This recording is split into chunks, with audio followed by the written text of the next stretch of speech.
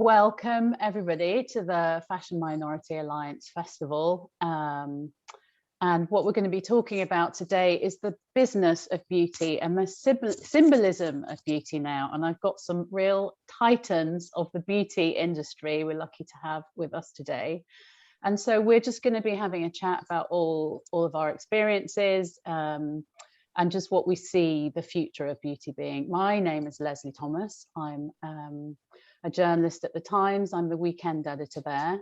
I've been there for about 13 years and the beauty editor for about 10 years. I've been in journalism for more years than I care to say, but it's knocking on 30 now. And I've seen a lot of changes. But right now I want to hand over really to our esteemed panelists, just to give a quick introduction to yourselves. Should we start with Dr. Uchenna?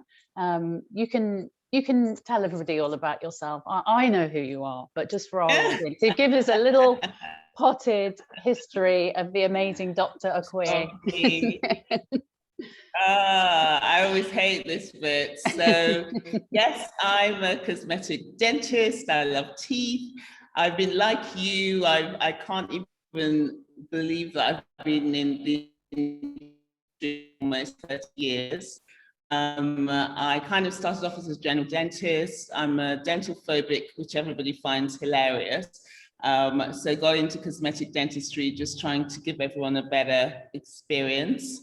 I've got a couple of practices in the West End, and I do the dentistry for the show 10 Years Younger. So I've been doing that for quite a while. So whilst I do cosmetic dentistry and everything aesthetics in your smile, but we also do, the general fillings and all the rest of it. So that's me. Great. I think you're talking yourself down a little bit. But next we have Karen Cummings Palmer. Would you like to tell us a bit about your amazing self? Oh, well, thank you. Coming from you. Hi, everybody. So I guess at the core of my work is integrative health and nutrition. I spend a lot of time talking and working around age management and beauty from the inside out. And because I think that you really can feed, well, everything, from your mind to your skin, I also have a product range, a skincare range called 79 Lux, which is serious skincare for the body using ingredients that are normally kept for the face, like things like hyaluronic acid, copper peptide, vitamin C, in quantities that count, that's both luxurious but largely natural and efficacious. Great, thank you. And Charlotte, another titan of the industry that I know rather well, but do introduce yourself and tell us what you've been up to.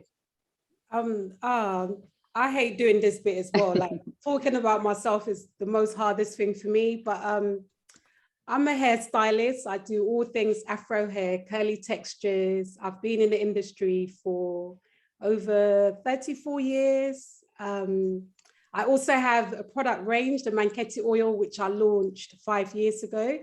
And it's brilliant for like curly and Afro textures, but it's actually brilliant for all hair textures. But the good thing about the Manketti oils, it's very lightweight. So it's not heavy on the hair, and it really does hydrate the hair, but without that heavy residue feeling.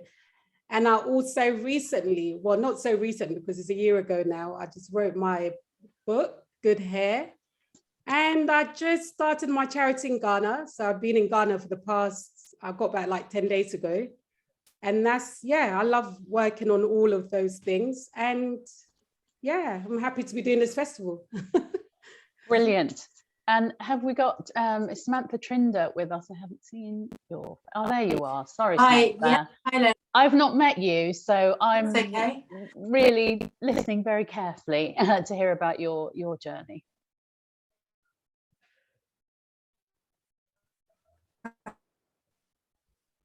I'm a yoga teacher and yoga therapy for about 20 years. And I started a centre called Bhuti, which is spelled not beauty, but Bhuti, B-H-U-T-I, which is a word that means well-being and find your inner beauty. And it's a wellness centre. We have wonderful practitioners. Karen has offered her treatments there, her one-to-ones. We offer facials, yoga. I also run a hotel and members club called Bingham River House. So we really believe that well-being is within everything we do now, dancing. So I'm integrating the wellness centre, Booty, with the Bingham River House Members Club in Richmond. Brilliant. Well, and I might leave a tiny bit early because I'm sure that's I'm sure that's okay. 30. And yeah, I mean, really what we should talk about first is all of your experiences and your kind of journey into the beauty business. I mean, my introduction to you, Charlotte, for example, was through, I've met you and came to your salon and loved this whole experience of what for me was like the old school salons, but without having to wait like 4 hours to be squeezed in. But what it had that's missing, actually, I think from a lot of, I don't know how you would describe them, mainstream or European hair salons, was this real sense of community. It was a luxury experience, but you still had that warmth and that sort of community experience. And then, of course, the products that I've tried and love. But just can you talk us through your kind of introduction into the industry and particularly into launching your product range? Yes, I've been in hairdressing since I was 13, I would say, because tragically my mum passed away and I became like a mother to my younger sister who was 3. So I used to cornrow her hair. I would look in magazines and I would think, oh, I could do this style. So I would use her as like my dolly and just practice all the braiding styles on her hair. And then at the age of 15, I naturally felt like I was like really, really good at doing hair and I felt happy doing it. So I chose to go on the YTS training scheme. And I was very fortunate to have got onto the first black salon that opened in the UK. In fact, I think it was the first salon that opened in Europe, not just the UK, called Splinters. Splinters. Yeah. Splinters is legendary. I grew up in Manchester. Yeah. And there wasn't much going. There were some salons, there wasn't much going on there in terms of Afro hair salons. That was the one we used to kind of pore over in Black Hair and Beauty magazine and kind of dream of getting an appointment at Splinters. But that was like, it was like, to me, correct me if I'm wrong, that was the kind of Vidal Sassoon of black hair. That was like the cool hair salon. And I feel like everyone who's anyone of our generation went through there. Everyone, Sarah Douglas, everybody, Junior Green, Desmond Murray, Bonnie Sapon, everybody came from the salon. And I think for me, because I partly grew up in Ghana, my primary years was spent in Ghana. When I came back to the UK at the age of 11, I really missed the atmospheric community that Ghana had. And I think going to Splinters, like you said about community, I felt like it's that community that I was looking for, that it was, and also the fact that everybody that came to that salon was of a certain ilk, like they were all like very high caliber of black excellence. So being a 16-year-old amongst that crowd of people really made me feel like, oh my God, I could be somebody. I am going to be somebody. And I remember thinking to myself, I want to be like these women. Like I remember someone like Flora Roberts, she had a makeup range and she'll come for blow dries. And I used to think, wow, she's amazing. She has her own products. Again, I'm gonna be a fangirl, like a lot of people listening. I'm sure that was the makeup range as well. I mean, it was very grown up for us, right? When we were kids, but that was the makeup range. I mean, and it was luxury as well. It was luxury. It was beautifully packaged in this dark green compact perspex containers. And I remember looking at her and thinking, wow, look at this woman. She looks great. She smells good. She carries herself well. I want to be like one of these women when I grow up. I think I always had it in my mind that I was going to be somebody because I saw people and they became my role models. That's an amazing story. You've really met everybody. And met everyone from Diana Ross, I remember being very good friends with Bob Marley's daughter, Sidella, because she was the same age as me. And they were coming in between, like when their dad was on tour, and she would always talk about Japan. And she always made me feel like I wanted to go to Japan with her, because she'd be like, oh, this place is amazing, the flowers, the this. And I used to imagine like, oh, wow, I want to go to this place. So definitely had, lots and lots of like, I don't know how to put it, but they kind of really made me feel like everything was possible. It sounds very inspirational, actually. Yeah. And what about you, Karen? What was your start? It sounds like Charlotte almost went straight in at the luxury end, really, from doing her mum's hair to splinters. Well, like, I mean, it was. Sorry, it's not like I went in straight to luxury. I mean, I came from a very traumatized teenage years to having such sadness. When I say I was so unhappy, I got bullied badly. I had a lot of problems. But going into that salon and the setup and the type of people that came in made me feel like, listen, you're going to get over this. There is a light at the end of the tunnel. So I think going into hair really saved my own life. For 100%. 100%. And Karen, what was I know your background is more in nutrition and well-being and the sort of holistic look at beauty, but what was the start for you?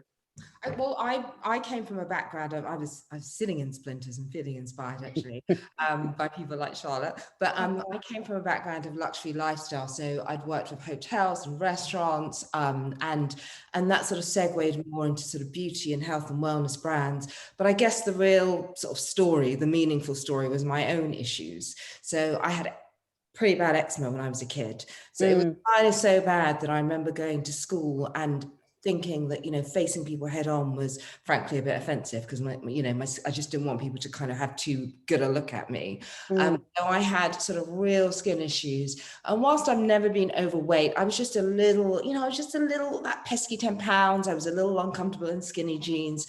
So I was always kind of, and I love to eat, right? So I'm thinking a lot, I'm working a lot on food. I understand about luxury lifestyle, and I just really wanted to resolve my own health issues. So I studied integrative nutrition while I was actually living and working in Los Angeles. And I was already, by this time, in my late 30s. So I'd been working in the beauty industry for a while, but the sort of nutrition bit kicked in my 30s. And I was frankly a bit late to the whole kind of tweakment game.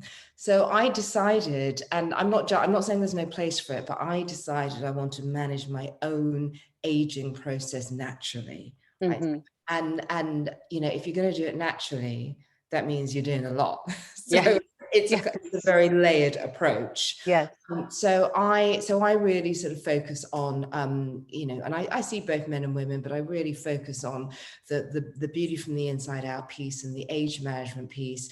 I always say that youth is currency. Of course it is. That plum gorgeousness, youth is currency, but so is age. The grace, the wisdom, the humility that comes with age is currency and must be celebrated. If you're going to do all that, you also then need to manage it. So I spend a lot of my time thinking about how we can manage the process. And of course, that's nutrition, that's movement, that's thought, that's supplementation, and it's also skincare. And what I found was, I sort of think about my age management toolkit, right? Which includes dancing around the living room, frankly. But I couldn't find anything for the skin beneath the body that was exceptionally good.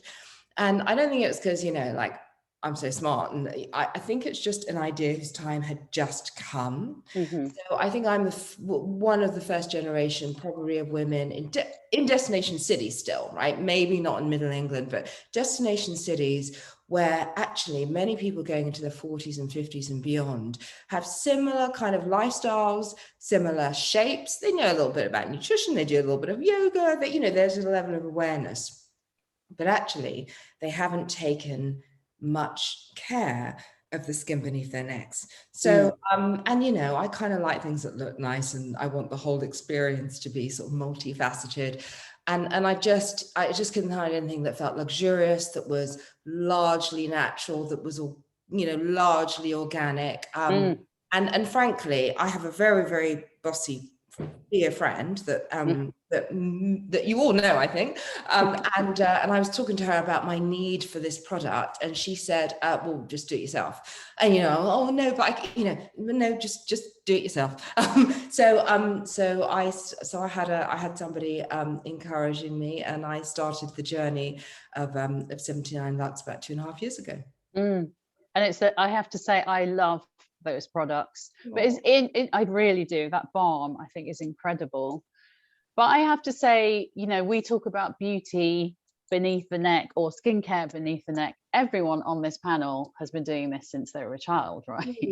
And it's like a new concept, I think, isn't it? This idea of full body skincare, not just the face. And was that quite a sort of hard sell in the mainstream, as it were? I mean, I think to your point, yes. I mean, partly it's a sort of cultural thing, right? So yeah. It's like we cream, right? That's just what we do. I had, because of my eczema and very dry skin, it was even more essential. So I think there's a bit of a sell for people that are used to doing it. They've been doing it since they were kids, but they've been doing it at quite a basic level in terms of what they're putting. And if you think about what you're putting all over your body, on your soft tissues every single day, I think, frankly, I'm more concerned actually with those ingredients than the ingredients here, actually. Yes. So there's a conversation to the people that are always doing it. Can we elevate how we're doing it? Yes. And then there's a conversation to be had for people that never do it. And, it's really interesting talking to my white girlfriends who maybe use a body product, after a bath, like once a week. They don't do the after shower thing every day. My American girlfriend's actually a little more often, because it's just maintenance is a little higher on the agenda, right?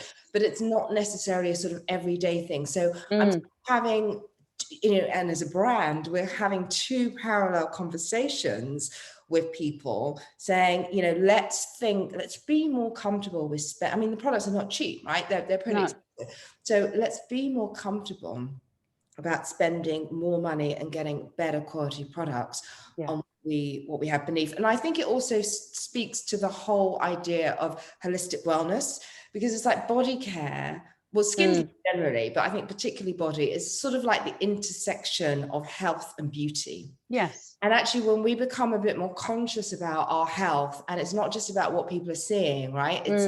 It's holistic health. Yes. It's not just the quick hit of people think you look cute, Exactly. When we become more conscious, and I think partly, what we've all been through the last 2 years is sort of move that conversation forward. We want to feel really good. Then we just think, actually, I will spend a bit more money on my practice and my health and my healing, and what people can't necessarily see, or not everyone can see, but I can certainly feel. Yes. So it's a really interesting conversation. And I think timing has, in many ways, it's just, now. Yeah, completely. I think that's something we'll come back to, about what we all think beauty means and what it is, because it's not just about the face and whether we look cute, although that's obviously part of it. Dr. Uchenna, are you comfortable talking about your journey into the beauty industry? Well, I suppose yours feels a lot more serious, doesn't it? You've got doctor next to your name for a start. I'm calling you Dr. Uchenna. I don't know if you prefer Uchenna. It's funny because I see it on the screen. It's got a ring. I know. It's interesting that you say that, actually, because my whole passion has been, the toughest thing for me has been trying to get people to unlearn the medical bits of dentistry. In that, it's always going to the dentist is a negative thing, right? Like, I'm a phobic. I don't like the dentist. I had a bad experience. Most people do. But that realization, so if, for example, I could develop a floss that whitened your teeth, I would never need to ask anybody to floss again. People would become floss addicts. Yeah. So hence this synergy, introducing the beauty aspect to the health and the wellness. And actually, I fell into dentistry by accident in that African family. So it's doctor, dentist, no, not even dentist, it was doctor, lawyer, you know, that kind of thing. Profession. And and yeah, realizing that it's the nurses that did the care. So dentistry afforded me to run my own business, do the caring, do the medicine. So it was wonderful. So then kind of building into how to get people to want to come to see the dentist, how to get them involved, how to give them ownership, so that you don't have this, I'm the doctor, you're the, you know, patient thing. And it's funny, I was smiling because, you know, that I haven't actually introduced that I've also got a product range because it's so new, but it was really interesting listening to what everybody's saying, in that it's come as a result of a solution to a problem. And I think all the best, like everybody on this panel, all the best ranges and all the things is fixing problems that we've all had. So yeah, I don't know if that answers the question, but there is I mean, like your smile is, the lower third of your face is actually the most aging bit of your face. And I just think it's teeth and hair. Don't you agree, Charlotte? Teeth and hair, that's what makes it. Yes, so interesting. Very interesting. And Samantha, I know it sounds like your journey into beauty is a lot more in the sort of more holistic. But can you tell us a bit about your introduction into the beauty world, or your journey into the beauty world? I know your background, or that you grew up around hotels, but how have you gone from there to beauty? Well, yeah, by chance, like everything. So I grew up, interestingly, like feeling I was the fattest, ugliest in my class. I was the only woman, girl of colour. I know. And I think someone said our journeys start really young. So my mother was Kenyan, is Kenyan. My dad's English, and there was no one like me when I was growing up. A real sense of otherness growing up. And what got me into yoga was my own sort of anxiety, depression, running a wellness centre, which is also a day spa. So we do beauty treatment. I hate to say, Karen, we've even introduced aesthetics now as well. Beauty inside out for me is, you know, you see people like furrowing so much now, looking at their phones and furrowing, and we get the light and the glare. And I think it is an inside job. As a cliche, but worry, stress comes out in your face. Happiness, calmness, contentment comes out in your face is beauty. So yeah, it's holistic, but it is beauty. It really is. And it's interesting, I've just come back from a spa conference actually in Cornwall. I think I was, again, the only woman of colour there. It was interesting, but now a world of preventative health as well, like, you know, facials, massage. Sometimes it's the only time people get touched, especially through this pandemic period. So whereas the word beauty may have a connotation of pampering or being a bit you know, self-indulgent, it is looking after us. It's self-care, and looking after ourselves is fundamental. And with the state of the health, with the rise, I mean, this was a spa, it was a cancer charity as well. I mean, the statistics of cancer, 1 in 2. So I'm going off the plot here, but what I'm trying to say, I suppose, that the beauty industry is really moving into wellness more than ever. Completely. And it is healthcare. It's not a, you know, it's not a luxury once a week, as Karen was saying. It's something we need to do to ourselves every day. I mean, I was going to come to you, Charlotte, about that, about how we define beauty now, because I think maybe all of us here have grown up in a world where the idea of what was beautiful was pretty Eurocentric when we were kids and teenagers and young women. To me, it really feels like that's changing, looking at what the role models look like for my children. But there is always a part of me that thinks, is this a fashion? I don't know, you know, a little bit cautious about it. But how do you feel about that, Charlotte? Do you feel like things really are changing about what our notion of beauty is? Yeah, I think things are definitely changing. I think more and more women and men are more accepting of their natural hair textures. They're embracing it more, honoring it as well, because like you said, for so many years, we've had this European beauty idea of what Black hair should look like. And Yes. I think we've all abused our hair and did too much to our hair. And a lot of people have really suffered, like emotionally as well. So it's hard for them to accept, oh, this is my natural hair. It only grows 4 inches. You know, you can't grow it more than that. It's like we're always thinking someone else looks better, or because of what we see, like in terms of magazines, the TV, the red carpet. Yeah. But the good thing is, at the moment, there's a lot of braids, a lot of locks, a lot of natural hair everywhere. Yes. But I'm a bit like you. I'm just hoping that it's not just a phase of, it's really trendy now. And you know, I want it to be forever and ever. But at the same time, like even down to yesterday in a salon, there's a lot of women that will come in and they want these really short pixie cuts. Yeah. This pixie cuts involves maybe having to texturize. Yeah. But there's a lot of women kind of semi sort of welcoming relaxers again, because they're like, you know what, I actually want this cut.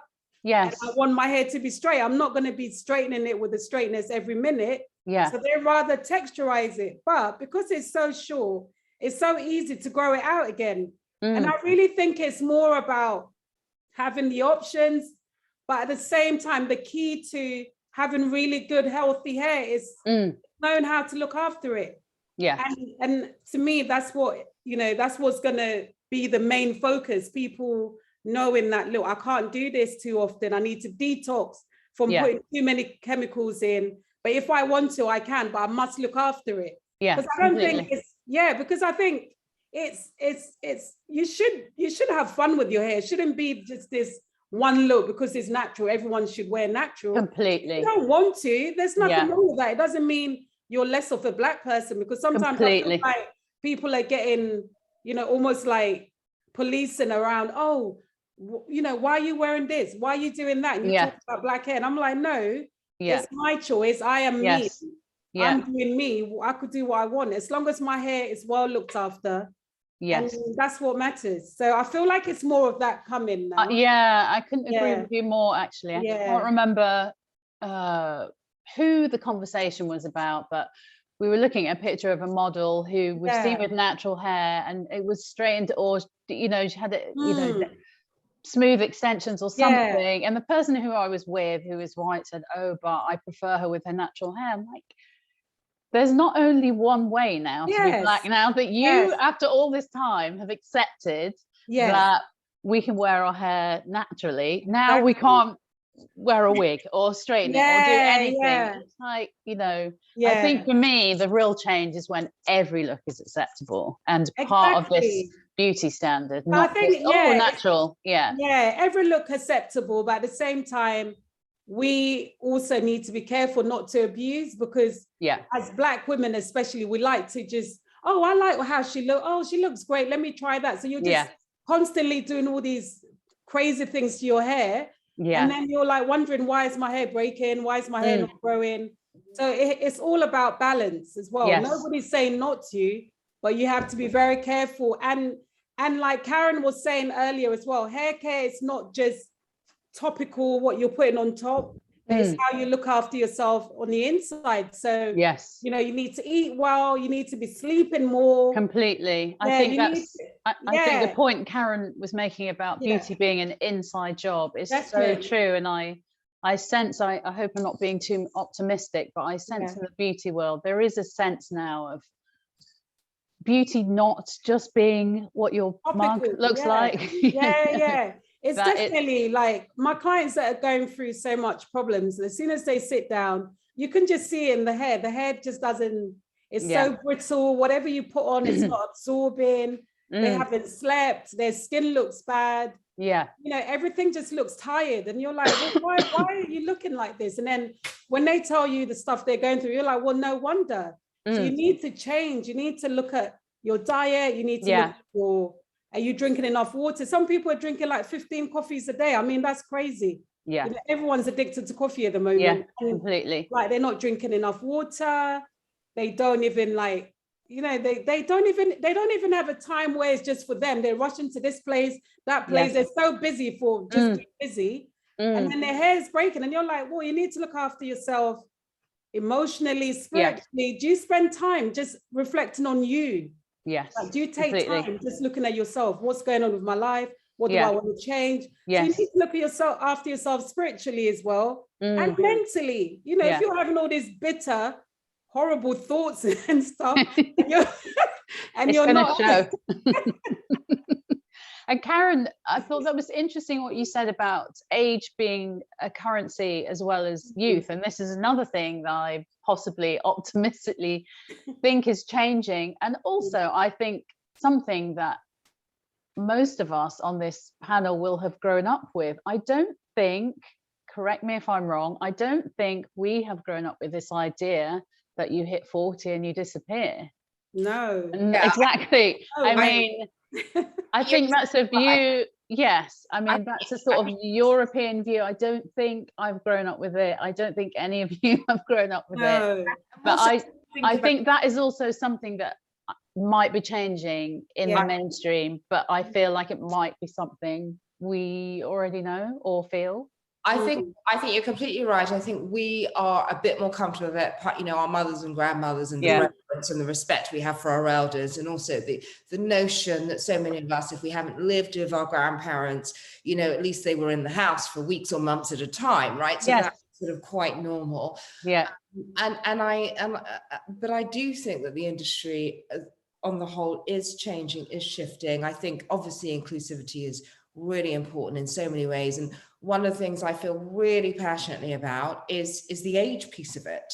You know, I want to see all sorts of people that look, you know, I want to see diversity across the board, including age. So we're certainly getting there. I think that we have a way to go. I still see brands talk about anti-aging. Yes. I still very cross when I'm quoted as saying anti-aging, which I literally never ever say. Yes. Yeah. So it's become quite an easy word to use. I mean, I'll write something, I'll avoid anti-aging, I'll say everything but, and then the headline will say my favorite anti-aging. But you know, I think it's just become a bit of a shorthand, hasn't it? It has become a shorthand. But I think the sort of, in terms of sentiment, we are slowly moving away from that, which is fantastic.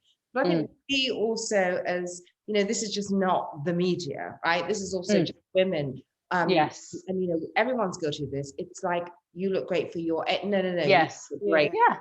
You know, I talk to my clients about it's not about looking 30 when you're 50. It's about having what I call ageless beauty. Yes.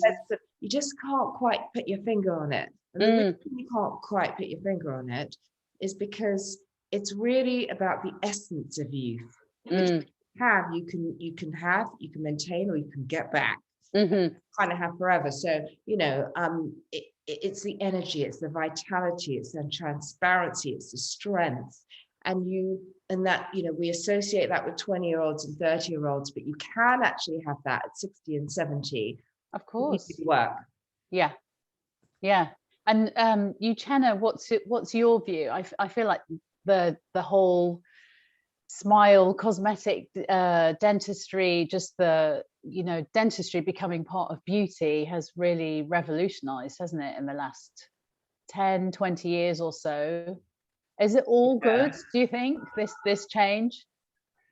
I think it is if it's done well. I think the key element is that teeth health, your mouth is so key. So for me, anything that will, I mean, COVID has brought oral health way up high there, because it's been shown now that a lot of people, unfortunately, that were in A&E and were the illest, a lot of them had gum disease, they had periodontal disease, which affects your immune system. So it wasn't able to fight.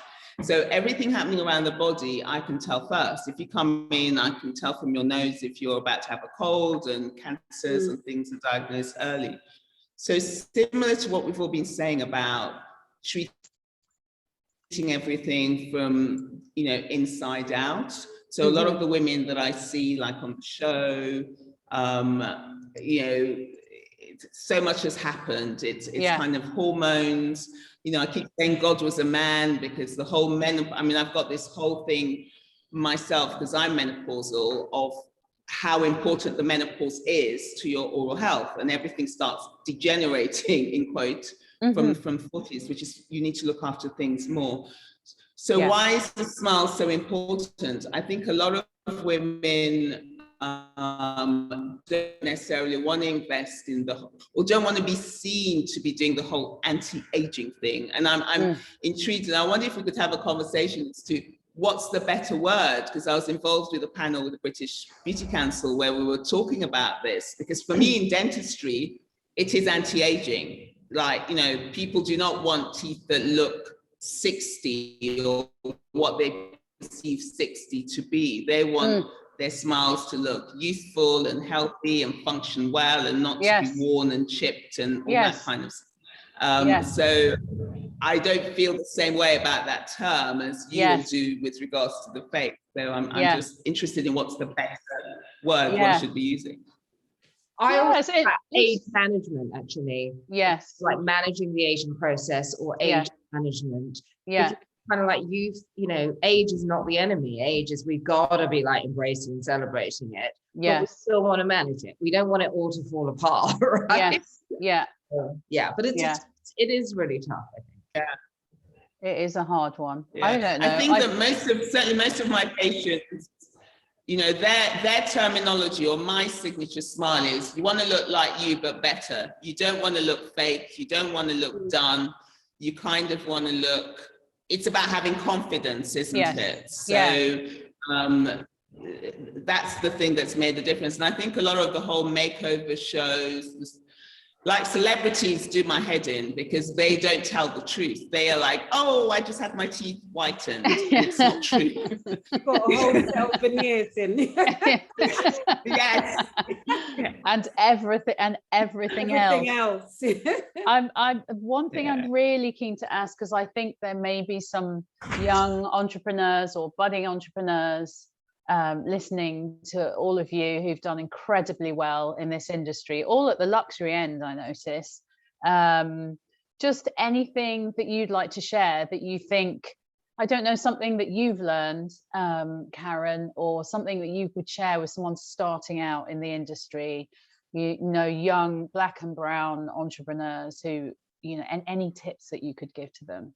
Yeah, I would say, first of all, just start. Everyone says you've got to have the plan, you've got to have the money, you've got to have the seat, you've got to have and all that would be amazing. It would make life so much easier. But I think the only thing that absolutely will stop you if you don't start at all. So just start small. Don't try and, when we did 79 Lux, it was one product first. What I said was, I have to have the best product in category that I have ever used. Everyone's going to feel the same, but if I can say that, then a lot of people will be able to say that. Yes. We've got so much stuff in the world anyway. So at some point, there has to be a level of consciousness around it.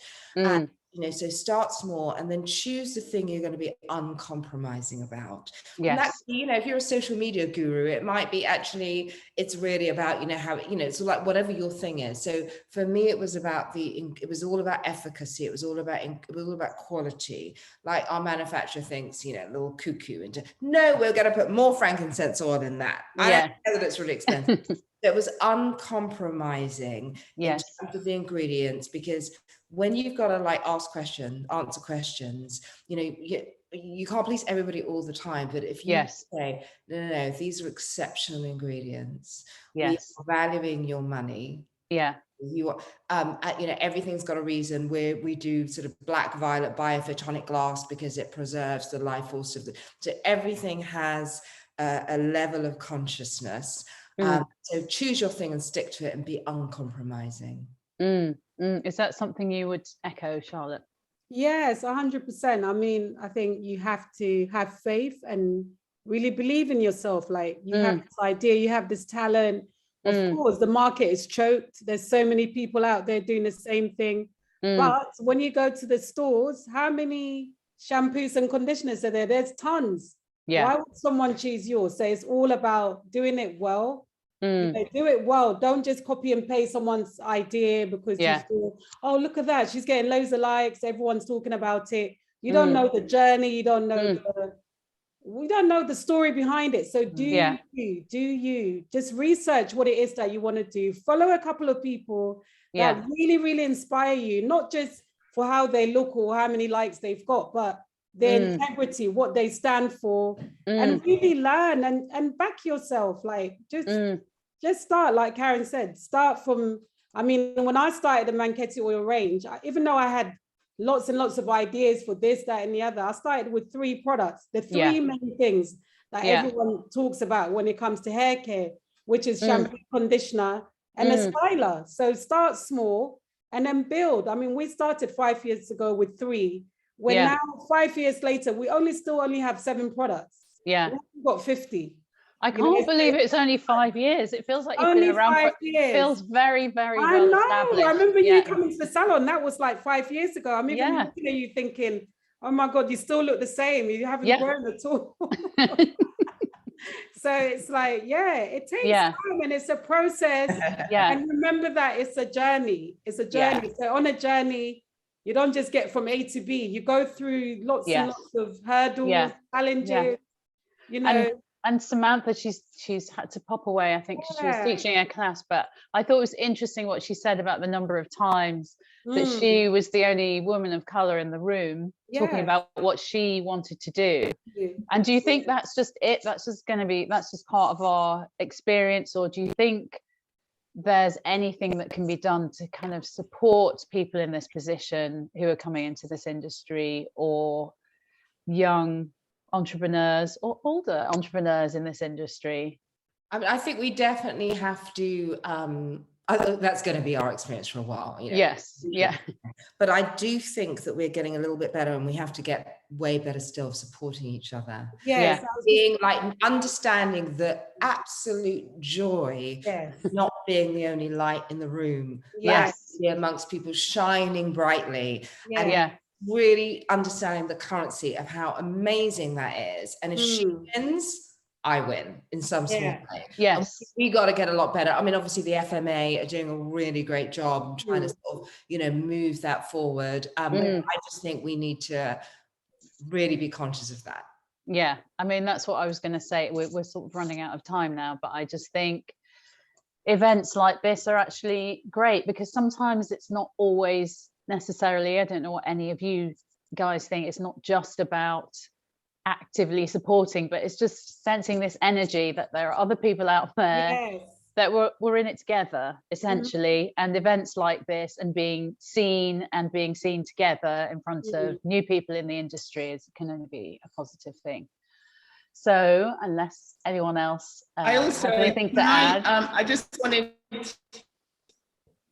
I wanted to add that I agree that there are loads of opportunities now, and I think, as you said, events like this, but also my advice to young entrepreneurs is you need to open your mouth and ask for help. So you need the hardest thing sometimes. One of the best advice I ever got was about having a mentor and just go ask, and if they say no, just move on to the next person, you know, because literally, can I take your coffee?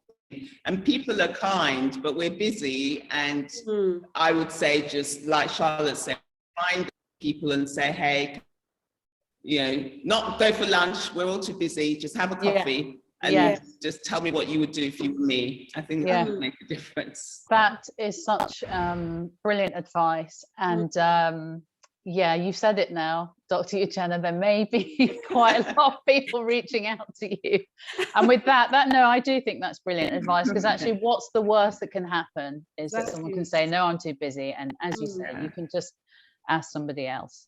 But with that, I just wrap things up and say thank you to all of you for being on this panel. Could definitely talk for at least another hour and listen to you guys talk for another hour. And if anyone's got any questions, just do pop them in the chat on the FMA website, and we will get back to you. And with that, I'll say thank you and good night. Thank you. Bye. Okay. Bye. Bye, guys. Bye. Lovely to see you. Bye. Bye.